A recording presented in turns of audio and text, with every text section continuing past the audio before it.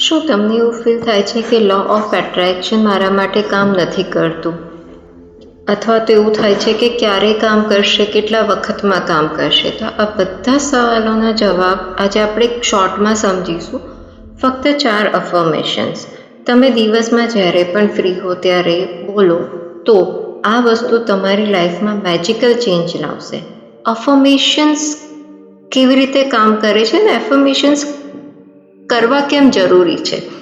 તો એફર્મેશન્સ મતલબ શું? મેજિકલ મંત્ર, જેને બોલવાથી આપણી ફ્રીક્વન્સી ચેન્જ થાય છે, જેને બોલવાથી આપણે પોઝિટિવિટી ફીલ કરીએ, પોઝિટિવ વસ્તુ બોલવી, દેટ ઇઝ અફર્મેશન્સ. જે વસ્તુ તમારે અચીવ કરવું છે એ બોલવું, દેટ ઇઝ અફર્મેશન. દેખો, દિવસ દરમિયાન આપણે ઘણી બધી વસ્તુઓ બોલતા અને વિચારતા હોઈએ છીએ, નેગેટિવ અને પોઝિટિવ. હવે જ્યારે આપણને ક્લેરિટી આવી છે કે પોઝિટિવ વિચારવા અને બોલવાથી આપણી લાઈફમાં પોઝિટિવિટી આવે છે, મેજિકલ ચેન્જીસ આવે છે, તો આને કોન્શિયસલી પોઝિટિવિટી બોલો, પોઝિટિવ અફર્મેશન્સ બોલો, તો એનાથી તમારી લાઈફ જરૂરથી બદલાશે. જ્યારે તમે લો ઓફ એટ્રેક્શનનો પ્રયોગ કરો છો તો એના માટે પહેલાં તમે ક્લિયર ગોલ બનાવો, એ લખીને રાખો. ગોલને લખવો ખૂબ જ જરૂરી છે. અને એક સ્પેસિફિક ગોલ રાખો, એને ચેન્જ નહીં કરો. એક સ્પેસિફિક ગોલ એક ટાઈમ ઉપર રાખશો તો એ અચીવ કરવું, એના ઉપર ટાર્ગેટ પોઈન્ટ કરવું બહુ ઇઝી રહેશે. આપણા જે અંદર એનર્જી છે એ બધી એનર્જીને કોઈ એક વસ્તુ પર આપણે કોન્સન્ટ્રેટ કરીશું with specific goal, time limit, તો એને રિલેટેડ તમારી કેપેબિલિટીને માટે તમે પોતાને લાયક બનાવવા માટે તમને અંદરથી પ્રેરણા ઉપજશે. યુનિવર્સ તમારી જોડે કામમાં લાગી જશે એ વસ્તુને તમારા સુધી પહોંચાડવા માટે. તો તમે એક સ્પેસિફિક ગોલ લખો, એને રોજ રિપીટ કરો.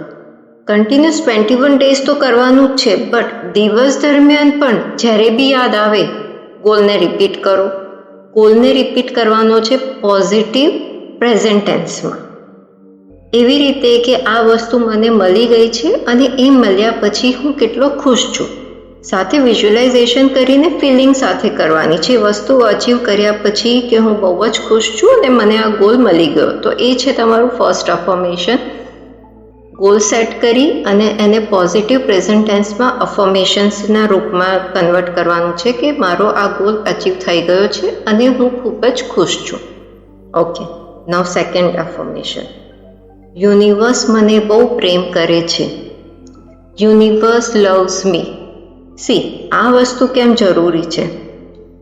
આ એટલા માટે જરૂરી છે કે આપણે યુનિવર્સને એક સંદેશ આપવાનો છે કે હું મારા કામ માટે એકલો નથી, મારી જોડે યુનિવર્સ છે.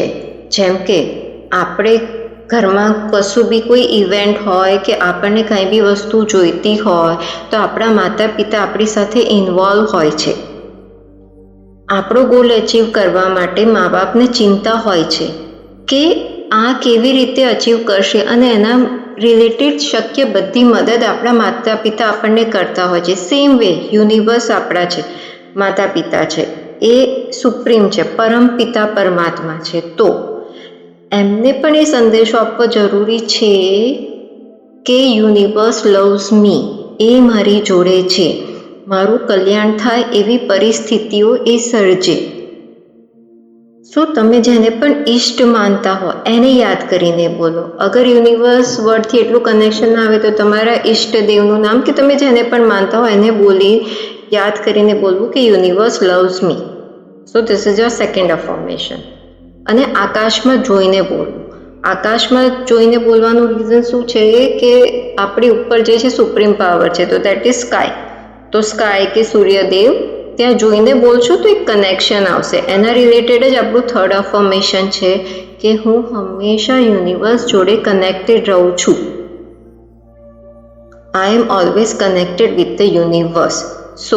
યુનિવર્સને આપણે ખાતરી આપવાની છે કે હું તમારા જોડે કનેક્ટેડ છું, મારા દરેક કામમાં આપ મારી સાથે છો.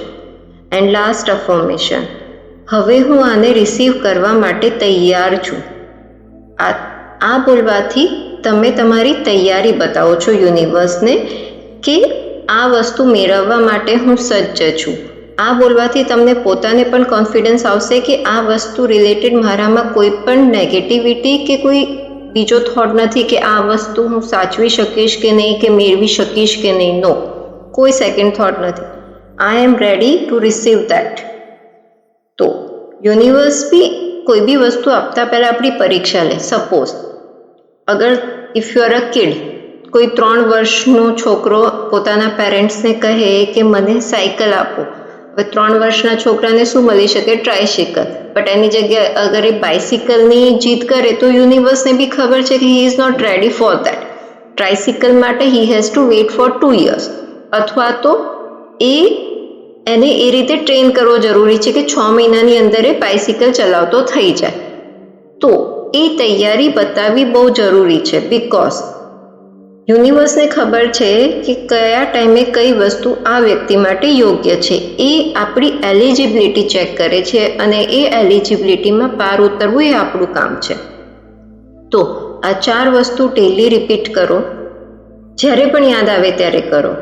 આનાથી તમારી લાઈફમાં મેજિકલ ચેન્જ આવશે. ફરીથી આપણે સમરાઇઝ કરીએ. ફર્સ્ટ થિંગ ઇઝ ગોલ તમારો રિપીટ કરો ઇન અ પ્રેઝન્ટ ટેન્સ, અને એ ગોલ મળ્યા પછી તમે બહુ હેપી છો અને એના માટે થેન્ક યુ.